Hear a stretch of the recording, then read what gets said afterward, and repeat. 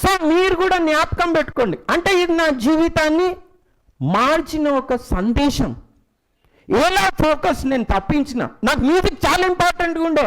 నా music guitar మీద నేను ఎక్స్క్లూసివ్ యువర్స్, నేను నీ వాడను అని రాసుకున్నా. దాని మీద ఉండే తెలుసా, ఎక్స్క్లూసివ్ యువర్స్ అని నా గిటార్ మీద స్టిక్కర్ ఉండేనండి. అట్లుండే. ఒకవేళ నేను గిటార్ నేర్చుకొని పాటలు నేర్చుకుని ఉంటే ఏమవుతుండేనో తెలుసా, ఇది నా మీకు పాటలు నేర్పించేవాడిని, కానీ నేను ఈ విషయాన్ని మీతో పంచుకునేవాడిని కాదు. నేనన్నా ప్రభువా, నేను గంట సేపు, 2 గంటల సేపు, 3 గంటల సేపు గిటార్ వాయిస్తే బోర్ కొట్టేది కాదు. 10 నిమిషాలు బైబిల్ చదవగానే టుంగు టుంగుగానే పడుతుంది.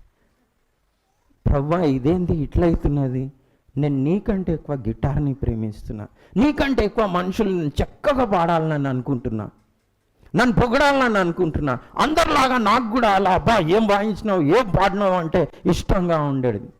ప్రభా నేను నిన్ను ప్రేమించట్లేదు, ఇది తప్పుపోతుంది నా జీవితం అని గిటార్ని నేను 20 సంవత్సరాలు ముట్టలేదండి. గిటార్ని నేను మారుమనిషి పొంది నేను ప్రభు ఆ పని చేయ అని 20 సంవత్సరాలు ముట్టలే.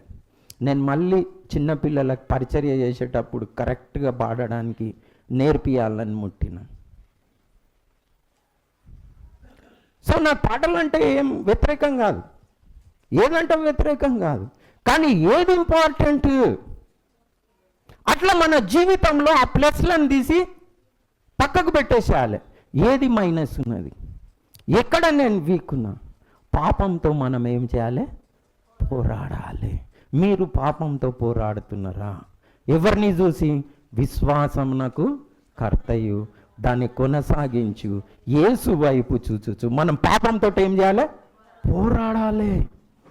యేసుక్రీస్తు ప్రభు ఎలాగనైతే పాపంతో పోరాడి అపవాదితో పోరాడి ఆ శిలువ మరణంకి కూడా ఇష్టపడ్డాడు, రక్తం చిందించాడా లేదా? దేంతో పోరాడడానికి? పాపంతో పోరాడడానికి, లోకంని జయించడానికి, అపవాదితో పోరాడడానికి.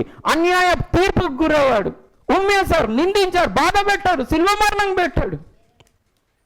అలా మీరు కూడా పాపంతో పోరాడేటప్పుడు మిమ్మల్ని హింసించిన, బాధ పెట్టిన, అవమానించిన, నిందించిన మీరు సిలువను మోయాలి. చాలామందికి చిన్న మాట అంటే చాలు వశపడతలేదు. ఇంకా రక్తం చిందించేది, ఉమ్మి వేసేది వేస్తే సిల్వ మరణం చేస్తే ఇంకేం చేస్తారు? సో అలా ఉండకూడదు.